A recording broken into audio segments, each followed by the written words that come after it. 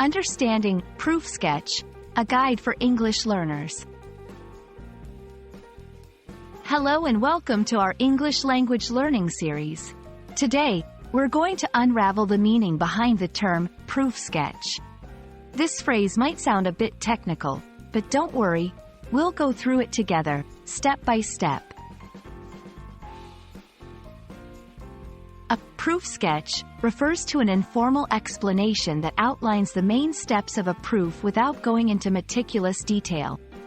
It's like a blueprint or a map. It shows you where you're going, but it doesn't list every single turn on the road.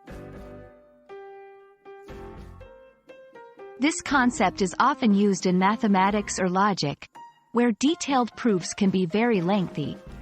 When you just want to give someone a quick idea of how a proof works, a proof sketch is the perfect tool.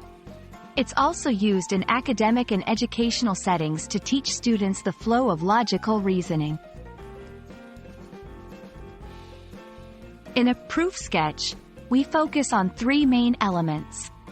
The starting point: what assumptions are we making?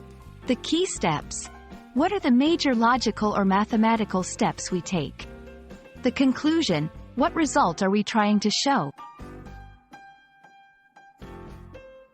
Let's look at an example.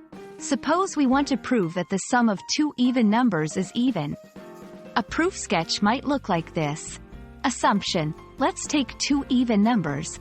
Key steps: show that each even number can be represented as 2 times another number, and then add them.